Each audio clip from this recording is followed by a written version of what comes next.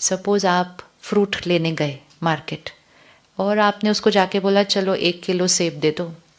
कभी कभी ऐसे फल वाले मिलते हैं जो कहेंगे नहीं साहब आज मेरे पास ताज़ा नहीं है, आप सामने की दुकान से ले लो।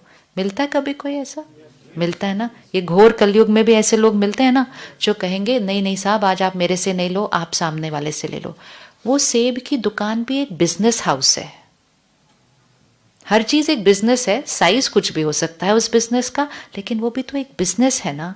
उस दिन वो 200 रुपये, वो 150 रुपया उस व्यक्ति के लिए बहुत बड़ी इनकम थी, लेकिन उसने अपने फायदे का नहीं सोचा। उसने किसके फायदे का सोचा? उसने आपके फायदे का सोचा। उस दिन उसने धन नहीं कमाया, लॉस हो गया ना। उस दिन उसने धन नहीं कमाया, लेकिन उस दिन उसने क्या कमाया? दुआएं कमाई, गुडविल कमाई। अच्छा, फिर ये बात आप सिर्फ अपने तक नहीं रखेंगे, आप घर जाएंगे, आप कहेंगे कमाल का बंदा मिला था आज तो, मतलब मैं ले रहा था अच्छा भला, मैंने लिफाफा बना लिया था, आके मुझे कहते हैं नहीं यार रख दो। आज के ज़माने में भी ऐसे लोग मिलते हैं। आप 4 लोगों को बताएंगे, वो 4 लोग भी उसके लिए कैसी थॉट क्रिएट करेंगे, अच्छा ऐसा भी मिलता है। क्योंकि हमें तो कोई ऐसा मिला था जो नीचे 2 सड़े हुए सेब रख दिए, ऊपर से 3 अच्छे वाले रख दिए। तो ऐसा, तो 5 लोगों ने उसको दुआएं भेज दी। उस दिन उस व्यक्ति ने धन नहीं कमाया, उस दिन उसने दुआएं कमाई। पर दुआओं से घर तो नहीं चलेगा, घर तो धन से ही चलेगा ना। खाना खाने के लिए तो पैसे चाहिए ना, बच्चों को खिलाना है। लेकिन उस दिन उसने दुआएं कमाई, तो फिर क्या वो धन कमाएगा? ज्यादा कमाएगा। कैसे ज्यादा कमाएगा? उसने कमाया ही नहीं उस दिन। उस दिन के बाद आप हर बार किस दुकान पे जाएंगे? उसी के पास जाएंगे।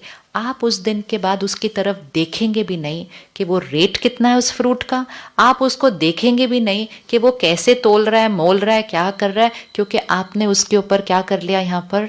संपूर्ण ट्रस्ट। लेकिन वो संपूर्ण ट्रस्ट उसने अपने कर्म से कमाया है, उसने अपने कर्म से कमाया, ऐसे फ्री में नहीं मिलता कुछ भी। और अगर किसी ने 2 सड़े हुए एप्पल रख दिए थे या 1 सड़ा हुआ एप्पल, फिर आप उसके पास 4 बार बार्गेन करेंगे नहीं, क्योंकि आपको पता चल गया ये व्यक्ति उतना एथिकल नहीं है। तो सबसे इंपॉर्टेंट चीज जो दुनिया में इस समय हमें प्रायोरिटी रखनी है, हमें अपने कर्मों से दुआएं कमानी है। और जो दुआएं कमाते हैं वो अपनी कैपेसिटी से ज्यादा धन कमाएंगे। अगर आप एक्स कमाते हैं, अगर आप एक्स कमाते हैं और आप गुडविल कमा लीजिए, not just as an organization, as an individual also. एक होती है गुडविल ऑफ अ ऑर्गेनाइजेशन, एक होती है गुडविल ऑफ एन इंडिविजुअल। भगवान कहते हैं राइट हैंड बनो, परमात्मा का राइट हैंड बनो। परमात्मा का राइट हैंड मतलब परमात्मा जो कहे तुम उसी टाइम उसको एग्जीक्यूट कर दो। इसी तरह हम सबके पास कोई एक राइट हैंड होता है या नहीं होता? किस किस के पास एक राइट हैंड है? कोई है ना। राइट हैंड की क्वालिटी क्या होती है? किसको हम कहते हैं ये मेरा राइट हैंड है? किसको कहते हैं ऐसा?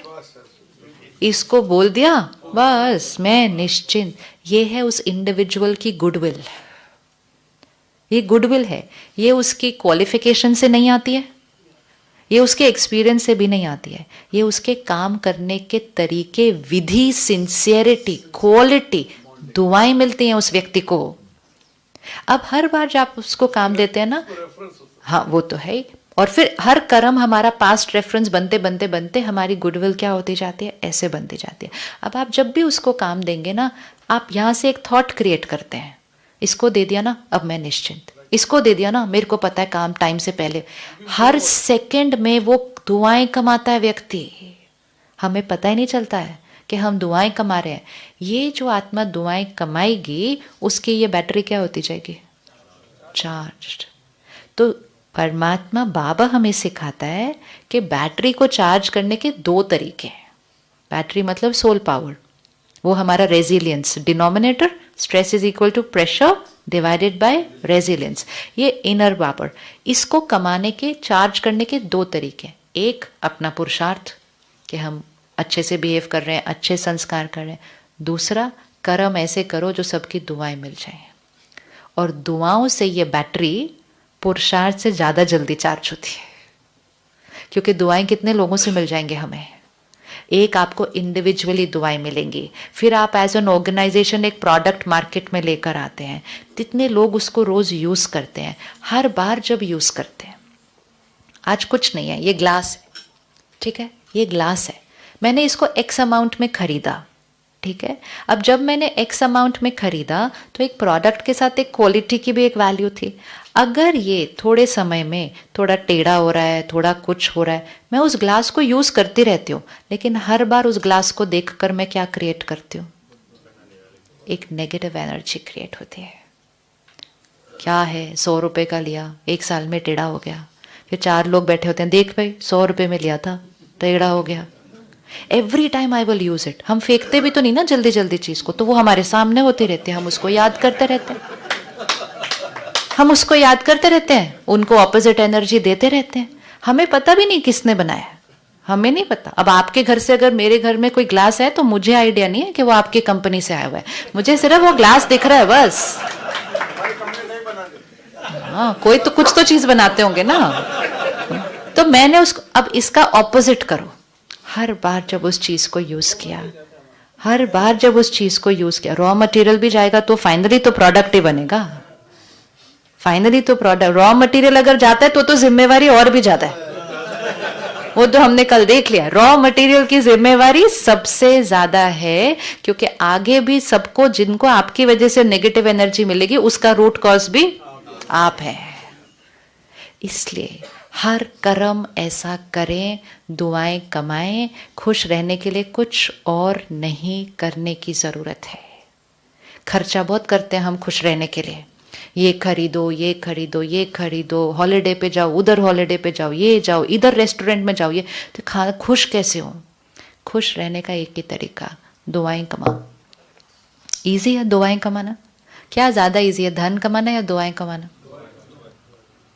इवन सिंपल चीज, आप मार्केट गए शाम को, आपने सोचा बस मुझे दुकान में जाना है, सामान लाना है, वहां एक गाड़ी खड़ी थी, आपने उसके पीछे अपनी गाड़ी या स्कूटर अटका दी। आपने सोचा बस मैं गया कि मैं आया, ठीक है, लेकिन जितनी देर में आप आए नहीं, उस गाड़ी में कोई आ गया, लेकिन वो अपनी गाड़ी नहीं निकाल पा रहा, क्योंकि हमने इररिस्पॉन्सिबिलिटी के साथ उसकी गाड़ी को ब्लॉक कर दिया था। अब चाहे 20 सेकंड ही उसने आपके इंतजार किए हो, लेकिन उस 20 सेकंड में आपको पता ही नहीं उसने कितनी सारी, ये छोटे छोटे कर्म है, छोटे छोटे छोटे छोटे छोटे छोटे कर्म। जब छोटे छोटे कर्मों में अटेंशन रखेंगे तो फिर बड़े बड़े कर्म तो अपने आप ही सही हो जाएंगे। तो कोई भी कर्म करने से पहले हमें बहुत क्लियर होना चाहिए, मेरे से कौन से कलर की एनर्जी निकल रही है और इसके रिटर्न में मेरी तरफ कौन से कलर की एनर्जी आने वाली है। जिसने दुआएं कमाना अपने जीवन का लक्ष्य रख लिया, उसका भाग्य हमेशा कैसे होगा? किस किस को अनुभव है, जीवन में कोई बड़ी बात आती है, ऐसा लगता है बहुत बड़ी है, असंभव, लेकिन वो ठीक हो जाती है, तो सब लोग क्या कहते हैं? सब कहते हैं किसी की दुआ लगी, बोलते हैं कि नहीं, किसी की दुआ लगी। और अगर चलता चलता काम बिगड़ जाता है तो क्या बोलते हैं? किसी की नजर लगी। ये किसी की नजर लगी या किसी की दुआ लगी, ये फ्री में नहीं मिलती है। दुआ भी कमानी पड़ती है और नजर भी अपने ही कर्मों से कमाई हुई है, और कोई चीज नहीं है। ऐसे नहीं कोई मेरे लिए ऐसे नेगेटिव सोच रहा है, मैंने कुछ कर्म किया है,